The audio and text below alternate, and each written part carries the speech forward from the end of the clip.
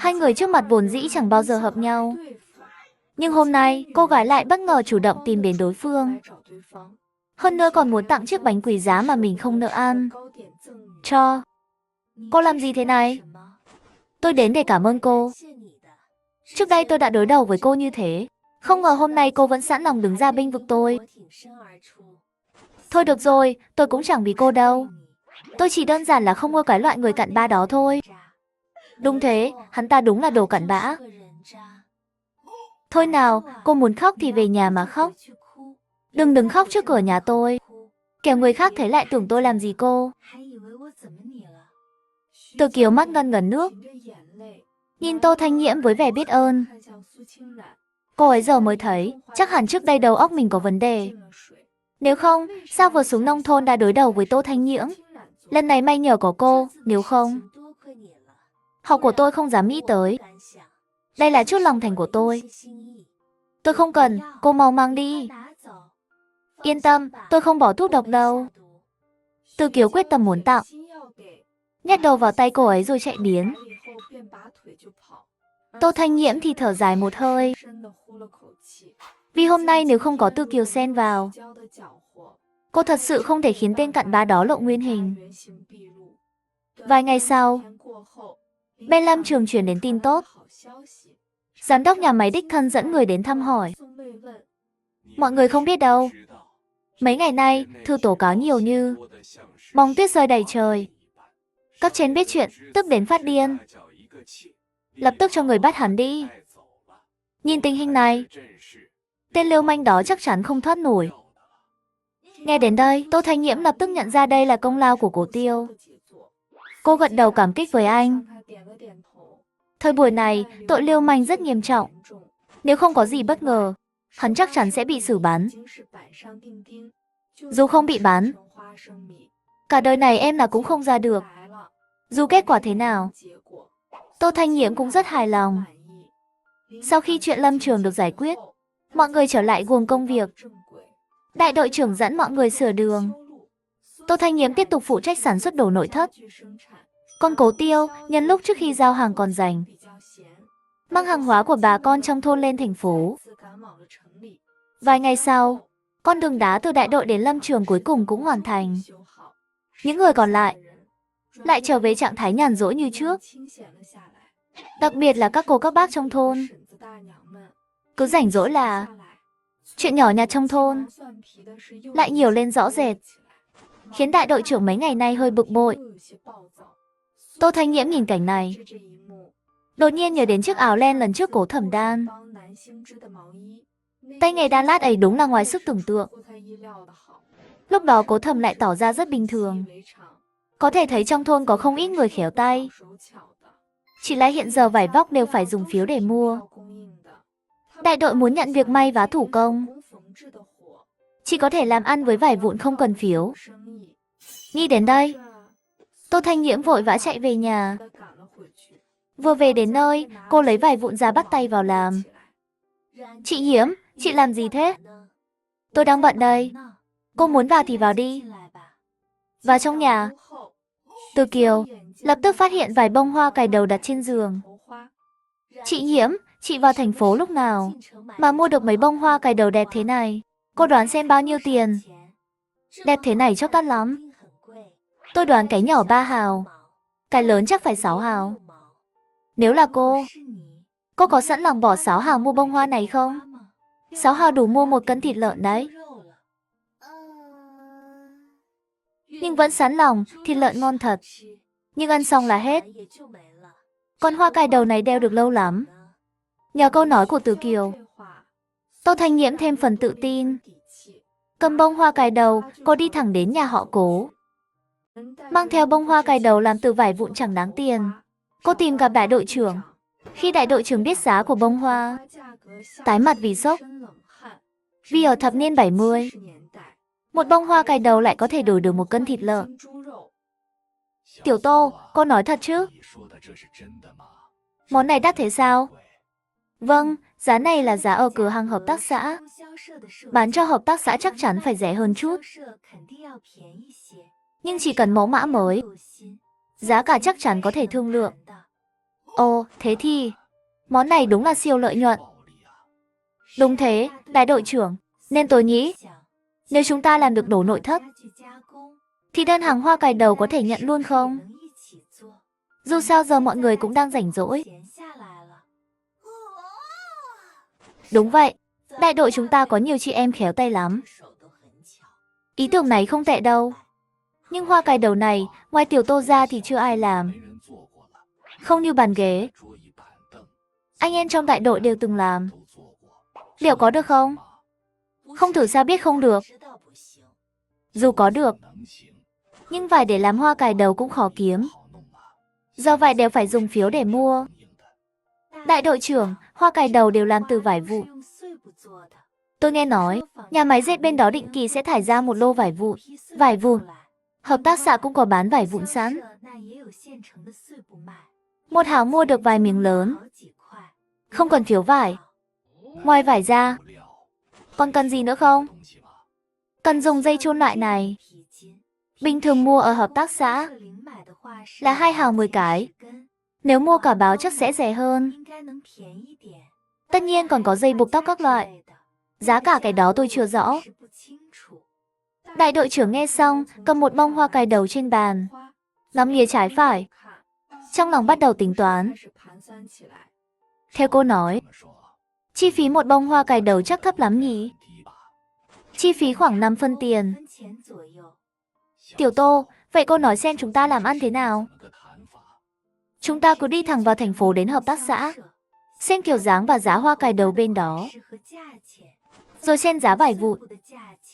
Sau đó tin thẳng giám đốc Diêu để thương lượng. Món này, phải đích thân đi một chuyến mới biết được hay không? Sáng mai hai chúng ta lên thành phố. Sáng sớm hôm sau, hai người vội vã lên đường. Họ đi thẳng đến hợp tác xã trong thành phố. Vừa vào cửa, đại đội trưởng cầm bông hoa cài đầu của hợp tác xã. Quan sát kỹ lưỡng, ông phát hiện cái đắt nhất bán được hơn 1 đồng. Nhưng nhìn kiểu gì cũng không đẹp bằng cái Tô Thanh Nhiễm làm. Tiếp đó, hai người hỏi kỹ nhân viên bán hàng về giá dây chun và giá vải vụn. Sau khi có câu trả lời, cả hai chuẩn bị đến trạm thu mua gặp giám đốc Diêu. Nào ngờ vừa ra cửa, lại gặp Cố Tiêu và 3 người khác đang chuẩn bị về thôn. Cậu làm gì ở đây? Mấy người lại vào thành phố lêu lổng à? Đi theo tôi bàn chuyện nghiêm túc đi. Cả ngày chẳng ra dáng. Nói xong, ông đi thẳng đến trạm thu mua. Thấy vậy, Quách Tứ Hải và hai người kia đành ngoan ngoãn đi theo. Còn Cố Tiêu và Tô Thanh Nhiễm đi sau cùng. Sao hai người đột nhiên đến trạm thu mua? Lẽ nào đơn hàng nội thất? Có vấn đề gì sao? Không có vấn đề. Chúng tôi muốn bàn chuyện khác với giám đốc Diêu. Lát nữa đến nơi cậu sẽ biết. Mà này, bông hoa cài đầu này cô vừa mua ở hợp tác xã à? Hợp với cô lắm. 1 đồng một cái, đắt không? Không đắt, đẹp là đáng giá. Chẳng mấy chốc, mọi người đến trạm thu mua. Giám đốc Diêu thấy mọi người, vui mừng khôn xiết. Đại đội trưởng Cố, ông đến giao hàng sớm mà. Tốt quá. Chúng tôi chờ sốt ruột rồi. Giám đốc Diêu, lần này chúng tôi đến không phải giao nội thất. Nội thất thì, tuần sau chúng tôi sẽ giao một lô trước. Nghe đến đây, nụ cười trên mặt giám đốc Diêu lập tức biến mất. Vậy, đại đội trưởng Cố, hôm nay mọi người đến vì chuyện gì? Chờ tôi một chút. Tôi nghe điện thoại đã. Cậu nói gì? Hoa cài đầu màu đỏ. Khi giám đốc Diêu đang nghe mà ngơ ngác, ông quay đầu. Vừa hay thấy bông hoa cài đầu màu đỏ trên đầu Tô Thanh Nhiễm. Được rồi, tôi biết rồi. Tạm thế đã. Người đàn ông trước mặt chỉ vừa nghe một cuộc điện thoại. Giây tiếp theo đã. Tôi cười với nhóm người mà ông vừa tỏ ra khó chịu. Tôi chỉ thức. Bông hoa cài đầu trên đầu cô mua ở đâu thế? Trước đây ở Ninh Thành tôi chưa thấy kiểu này bao giờ. Giám đốc Diêu, bông hoa này do tôi tự làm. Giám đốc Diêu ngoài mặt không lộ, nhưng trong lòng bắt đầu âm thầm tính toán. Nếu lấy được bông hoa này thì tốt quá. Đến lúc đó cho nhà máy làm theo kiểu này, chắc chắn bán chạy lắm. Tô Chí Thức, vừa nãy lúc mọi người đến, có phải đã ghé hợp tác xã không? Lúc đó, không ít khách hàng thấy bông hoa trên đầu cô. Họ chạy đến quầy chúng tôi hỏi. Nhân viên bán hàng bảo không phải hàng chúng tôi bán, họ còn không tin. Cứ nói chúng tôi giấu hàng tốt, để dành cho người nhà. Cô xem, nói thế có được không? Đúng là vừa nãy chúng tôi có ghé qua dạo một chút. Giám đốc CEO ông nói xem, nếu mang hoa cài đầu kiểu này, bán ở hợp tác xã của các ông thì thế nào? Đúng là đầu ông người trẻ các cô linh hoạt thật. Tôi đang định tìm người sản xuất một lô hoa cài đầu như thế này. Nếu học được cách làm của cô, thì tốt quá rồi. Nhưng chúng tôi không lấy không đâu. Giám đốc Diêu, không cần phiền tìm người sản xuất, đại đội chúng tôi làm được. Có vẻ lần này họ đến vì hoa cài đầu. Nhưng vừa rồi lỡ nói hớ. Giờ rơi vào thế bị động rồi. Giờ chỉ có thể cố vớt vát chút. Hoa cài đầu các cô làm đẹp thì đẹp thật. Nhưng trước giờ chưa sản xuất quy mô lớn. Chất lượng và kiểu dáng đa dạng thế nào? Cũng chưa biết có đạt chuẩn không? Giám đốc Diêu, đây là vài mẫu. Chúng tôi làm thử tạm thời. Ông có thể so sánh chất lượng và kiểu dáng. Giám đốc Diêu cúi đầu nhìn. Mắt lập tức sáng lên. Mấy bông hoa cài đầu này đều là kiểu ông chưa từng thấy. Cầm lên xem. Chất lượng và tay nghề cũng cực kỳ tốt. Giám đốc Diêu, đây đều là kiểu dáng chúng tôi thiết kế cẩn thận. Bên ngoài tuyệt đối không có cái giống hệt. Hơn nữa, chúng tôi sẽ định kỳ ra mẫu mới. Thay đổi màu sắc để thu hút khách hàng. Về chất lượng, chúng ta từng hợp tác nội thất, ông cũng biết. Chúng tôi tuyệt đối không qua loa. Tiểu Tô nói đúng. Sản phẩm của chúng tôi, mỗi món đều được kiểm tra kỹ lưỡng. Nếu không đạt, tuyệt đối không giao đến tay ông. Nhưng giá cả chúng tôi thực sự không trả cao được. Tô Thanh Nhiễm và đại đội trưởng nhìn nhau. Việc cấp bách hiện giờ là phải nhận được đơn hàng trước. Chuyện tăng giá để sau. Hơn nữa, nếu họ thoải mái trước, lát nữa bàn chuyện mua nguyên liệu sẽ dễ hơn. Giá cả cứ tham khảo giá thu mua trước đây của ông. Giám đốc Siêu, ông quyết định đi. Vậy thì, định giá theo kích thước và độ phức tạp của kiểu dáng. Dao động từ 1 hào 5 đến 4 hào. Thế nào, tất nhiên không thành vấn đề. Chỉ là giám đốc Siêu, chúng tôi còn muốn mua của ông ít dây chun và vải vụn. Bán được hàng đối với hợp tác xã chúng tôi. Dù sao cũng là chuyện tốt. Tôi sẽ tính giá thấp nhất cho các cô. Ký xong hợp đồng tất cả hàng hóa. Đến phần thanh toán, đại đội trưởng nhìn Cố Tiêu với ánh mắt sắc lạnh. Thằng nhóc, đừng nghĩ tôi không biết cậu đến làm gì. Lấy hết tiền trên người cậu ra đây. Coi như đại đội mượn cậu. Đi làm ăn mua nguyên liệu mà không mang tiền. Đại đội đâu còn tiền dư. Khoản ứng trước lần trước trả hết nợ, toàn bộ mua gỗ rồi. Vậy nếu tôi không đến thì sao? Tôi vốn định mua chịu. Cười bất đắc dĩ thở dài. Cố Tiêu cam chịu lấy số tiền chưa kịp ẩm túi ra. Ra khỏi hợp tác xã, mọi người vội vã chạy đến công xã Thắng Lợi. Vừa vào sân công xã, đã thấy một chiếc xe tải đậu trong sân. Trên xe chất đầy phân bón. Đại đội trưởng và mọi người nhìn chăm chằm vào bao phân bón, không rời mắt. Còn giám đốc Quách đứng bên cạnh nhìn mọi người. Lòng thầm căng thẳng.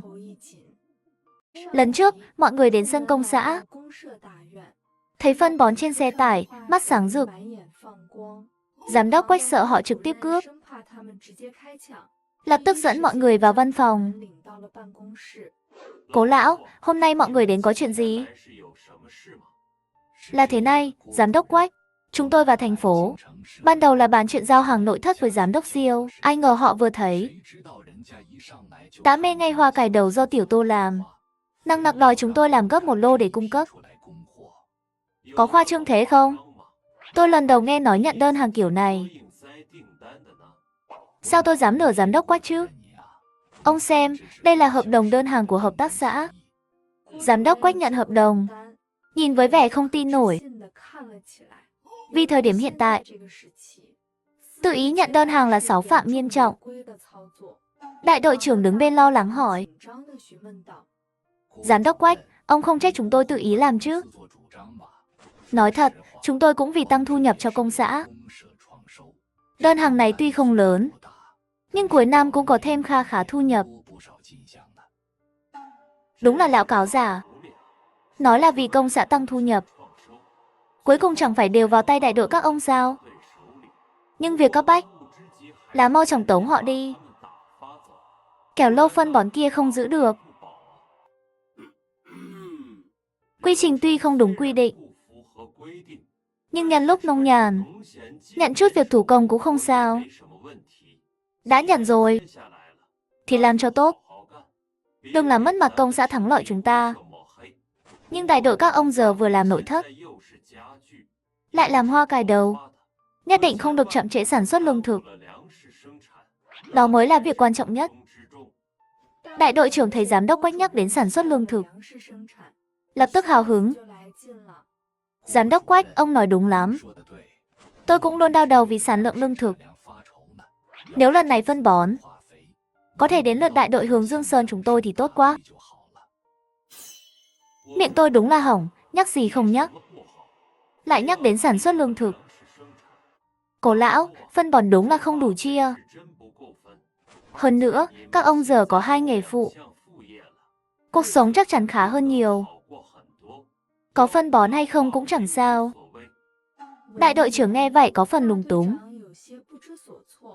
Cố Tiêu đứng bên cạnh lên tiếng giúp.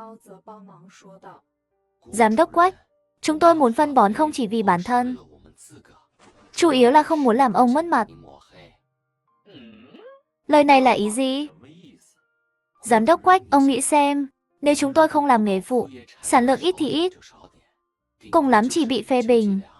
Nhưng giờ đã làm nghề phụ, nếu sản xuất lương thực không theo kịp, chắc chắn sẽ bị các công xã và đại đội khác ghen tị, gắn mác cho chúng tôi. Đến lúc đó em rằng, không chỉ đại đội Hướng Dương Sơn chúng tôi gặp rắc rối, mà cả giám đốc Quách cũng bị liên lụy. Lời này rất có lý. Nếu thật sự bị tố cáo, tôi, người quyết định làm nghề phụ, cũng không thoát được trách nhiệm. Nghĩ đến đây, giám đốc Quách nghiêm túc nhìn đại đội trưởng. Cố lão, ông nói thật với tôi, sang năm, sản xuất lương thực của đại đội ông có tự tin không? Có phân bón là có tự tin.